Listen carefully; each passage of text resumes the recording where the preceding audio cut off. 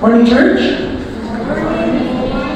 Recently, many of us witnessed the frustration of, one of the most highly controversial problems that our country is facing today, flood control projects. Projects were promised, systems were in place on paper, perhaps, budgets were allocated, and plans were presented confidently. But when heavy rain came, the streets flooded, many homes were affected, traffic stopped, businesses closed, and suddenly the real question arises. Was the system truly prepared? Or did it only look prepared? We only discover whether flood control works when the storm comes. In the same way, we only discover the strength of our faith when pressure hits. It is easy to appear spiritually strong when life is calm. But when the storm of fear, temptation, or opposition comes, what overflows from our hearts? The scripture verses that was assigned to me is in John 18:1-27. And here, the storm arrives. The arrests, the weapons, the accusations, even the fear. And in that moment of pressure, two responses are revealed. First, of Jesus, which he stands for, and of Peter, who collapses before the storm. And today, let's ask ourselves, when pressure comes, will our faith stand, or will it get flooded away? And with that, shall we all rise as we read the two key scripture verses from John 1:1-27. And it's in John 18:11 and 27. So let's all read it together. So Jesus said to Peter, "Put your sword into its sheath. Shall I not drink the cup that the Father has given me?" And in verse 27, Peter again denied it, and at once a rooster crowed. Let us bow our heads for prayer. Dear God, as we open your word, open our hearts. Search us and reveal where we are strong and where we are weak. Teach us through the example of Jesus Christ. Strengthen us where we are fearful. Draw us close where we have drifted. May your Spirit anchor our faith firmly in Jesus. In His name we pray. Amen. You may all be seated.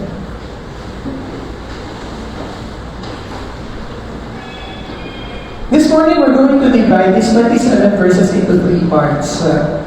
The first one is in verses 1-11. Here, Jesus demonstrates a courageous surrender. What is happening here? The soldier arrived in the garden with lambs and weapons, and Judas leading the way. And if we read the whole scripture, Jesus did not hide. Okay? Most of the news na nababalian natin, when a certain known person is being given an arrest warrant, usually nawawala. They go in hiding. But in this case, Jesus did not hide. He steps forward and asks, "Who are you seeking?" And the soldiers, and they answered, "Jesus of Nazareth." And Jesus says, "I am He." And with that declaration, they all fall backward.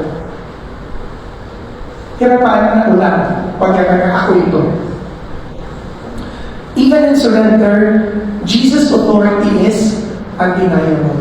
Here, He's not a helpless victim, but a willing Savior. And in this case, He even protects His disciples by saying, if you seek me, let these go their way.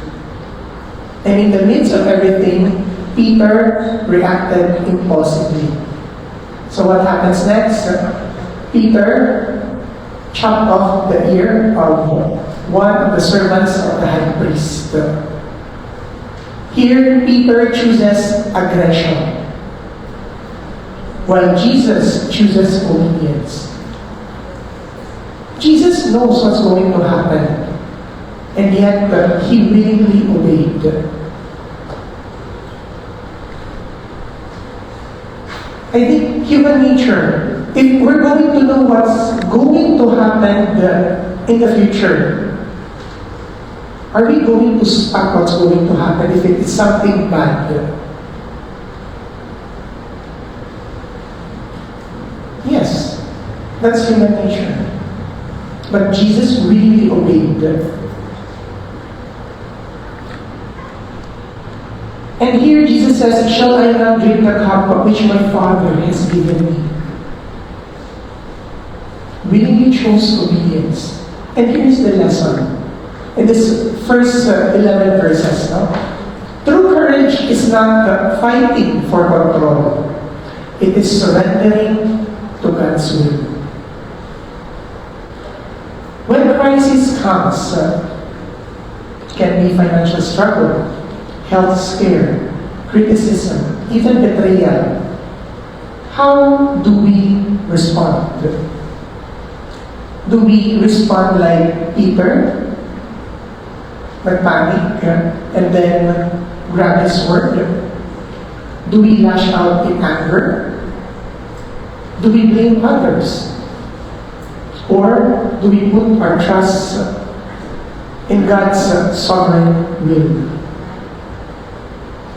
Storms in life reveal whether we have truly surrendered. And here Jesus was able to stand firm because He had already surrendered in prayer.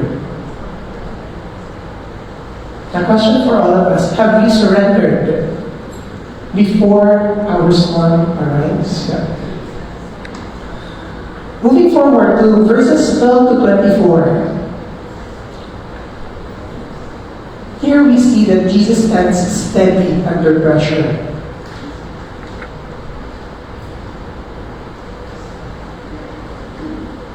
After Jesus was arrested, He was brought to the house of the high priest, to Annas and then to Caiaphas. He's questioned about His teachings and His followers. Now here, let's notice the calmness of Jesus.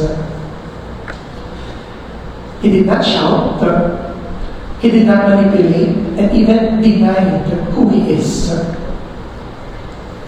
When struck, He responded with dignity. If I have spoken evil, bear witness evil. He stands steady under injustice. And in our world today, sadly, standing for truth often brings discomfort. At work, you may be pressured to compromise integrity. Like for example, instead of following the process, shortcuts.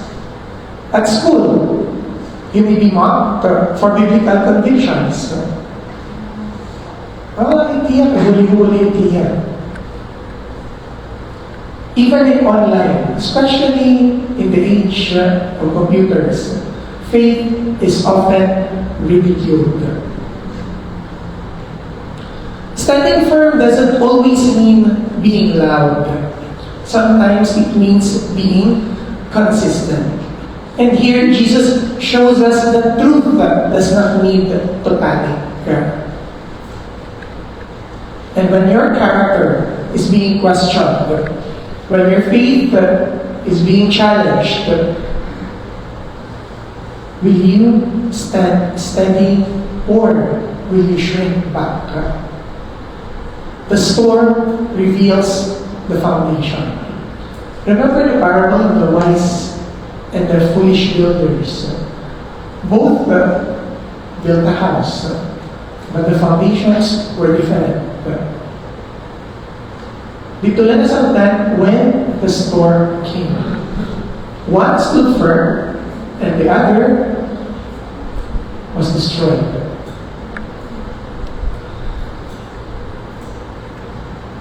In verses 15 to 27, here we'll see Peter's denial and the danger of distance. Here, while Jesus stands boldly inside the court, Peter stands outside. Here, the author of the book, John, tells us Peter followed at a distance. And that phrase explains everything. Distance weakens conviction. And as we go along the verses, Peter warms himself by the fire of the servants and officers.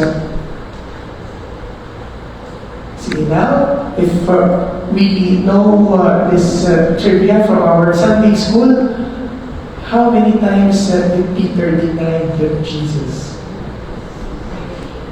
How many times? Correct? Very good. Okay, 3 times. Okay, and then the rooster crowed, just as it was prophesied by Christ.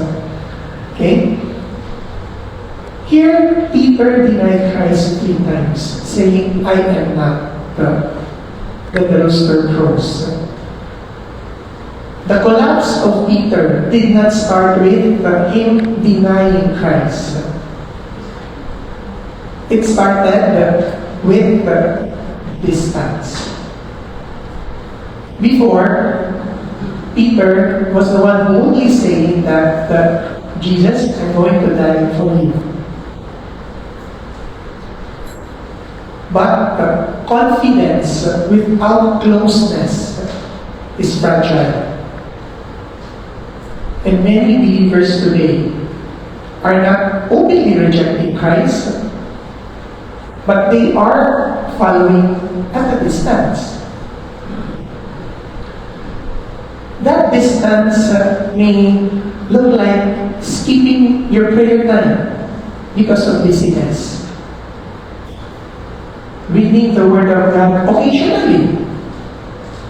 Bakit kapag natatong Bible? Hindi rin pa na-apprehend.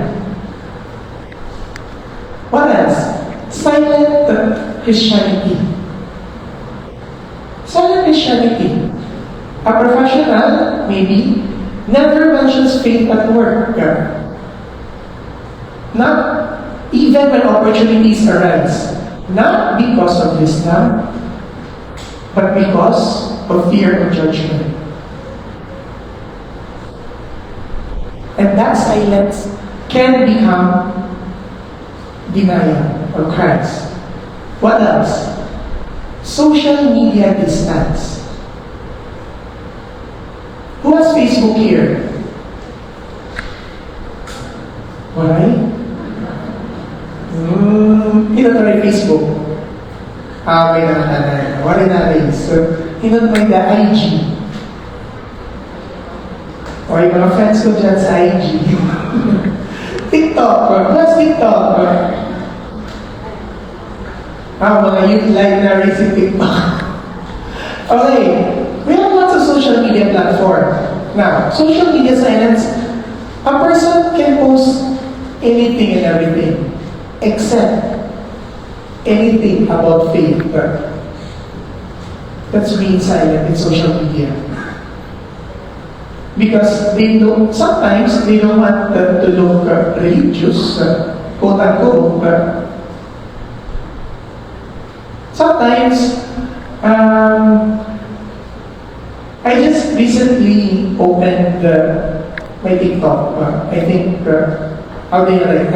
Medyo may na, pero it was just active last year, second half of the year. And I think for those who have TikTok, especially mga young people, may mga streaks. I don't know if you're familiar with streaks. Natin ko. Mga streaks. So usually, napansin ko, may nagpakyan ako nga akong student. Siya say, why are you sending godly post in the morning?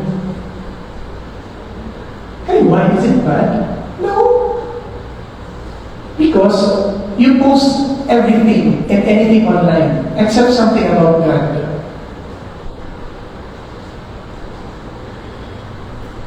So if we have the opportunity to have these kinds of platforms, let us not be silent.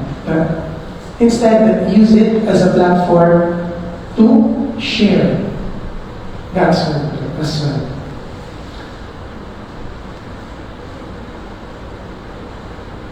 Okay. Distance can be the form of blending in as well. What do you mean when you say blending in? So example, when your friends are mocking biblical values, nakikitawa ka behalf, instead of correcting them. That moment of laughter, okay, may form part of a quiet denial as well. So, when pressure comes and distant faith floods quickly, just like the flood control systems that look strong until the storm exposes the weakness, the question here is not, do you believe in Jesus? But the question here is, how are you walking with Him? Closeness produces courage.